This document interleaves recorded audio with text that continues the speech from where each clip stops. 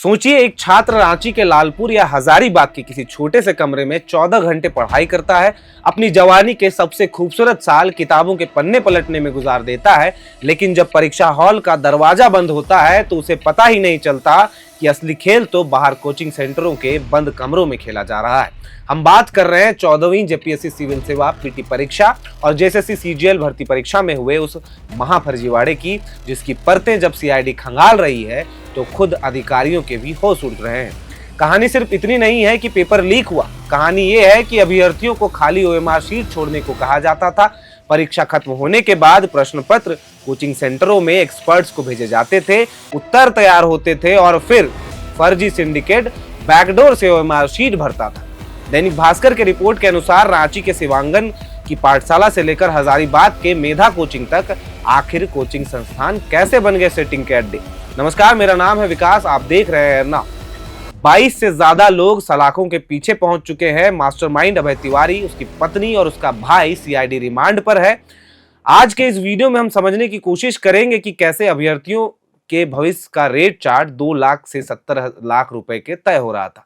दरअसल 14वीं सिविल सेवा पीटी परीक्षा में हुई धांधली की जांच कर रही सीआईडी की विशेष एसआईटी टीम ने रविवार को रांची से लेकर हजारीबाग तक ताबड़तोड़ छापेमारी की। दैनिक भास्कर के रिपोर्ट के अनुसार रांची के लालपुर स्थित प्रसिद्ध शिवांगन की पाठशाला और उसके संचालक संजीत कुमार के रातू रोड स्थित आवास पर छापेमारी की गई।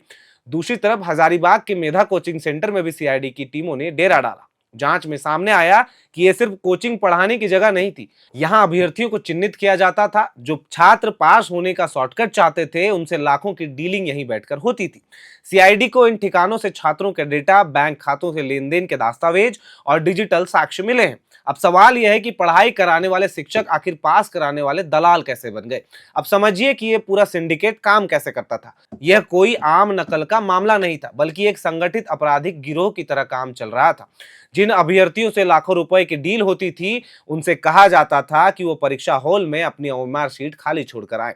परीक्षा खत्म होते ही प्रश्न पत्र तुरंत बाहर कोचिंग सेंटरों में भेजे जाते थे, जहां विषय विशेषज्ञों से उन्हें तुरंत सॉल्व कराया जाता था। बाद में परीक्षा संचालन एजेंसी, टीडीपीएल और सिंडिकेट के स्तर पर पहुंचकर उन खाली ओएमआर शीटों में सही उत्तर भर दिए जाते थे। अब जरा सोचिए, जो छात्र पूरी ईमानदारी से अपनी पेपर लिख कर आता था, उसकी मेहनत इस बैकडोर ओएमआर सेटिंग के आगे धराशायी हो जाती थी। दरअसल इस पूरे फर्जीवाड़े का सबसे मुख्य किरदार है अभय कुमार तिवारी। अभय तिवारी परीक्षा संचालन कराने वाले agency TSR data processing private limited यानी टीडीपीएल का पूर्व मार्केटिंग मैनेजर रह चुका है।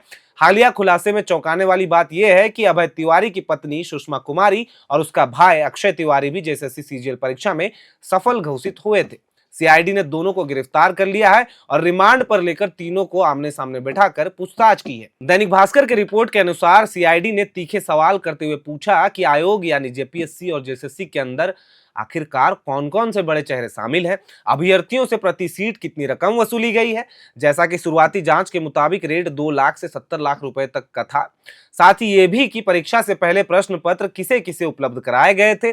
इन सारे सवालों का जवाब अभी आना फिलहाल बाकी है, लेकिन इन सब के बीच अब तक इस पूरे स्कैम में 22 लोगों की गिरफ्तारी हो चुकी है, जबकि 7 नामजद और संदिग्ध आरोपी अभी भी फरार हैं, जिनकी तलाश में लगातार छापेमारी की जा रही है। ऐसे में जब राज्य की सबसे बड़ी प्रशासनिक परीक्षा जेपीएससी और सबसे बड़ी स्नातक स्तरीय परीक्षा जेएसएससी सीजीएल का जिम्मा उन प्राइवेट एजेंसियों को दे दिया जाएगा जिनकी इतिहास पहले से संदिग्ध रहा हो, तो फिर परीक्षा की शुचिता का क्या होगा।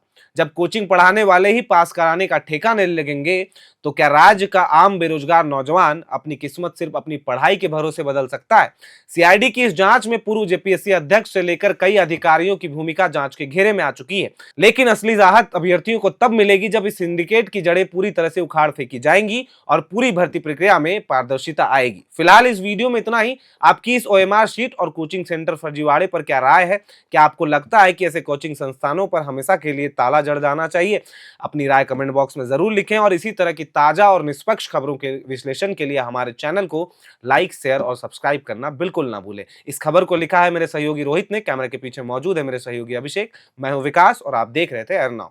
When performance matters, pressure is not a problem. At Duraplast, we manufacture high-strength FRP pressure vessels designed for durability, safety, and long-term performance.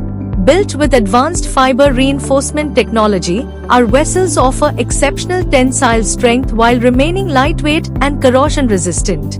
Perfect for water treatment systems, roplants, and demanding industrial applications. And power your operations with strength you can trust. Get in touch with Duraplast today.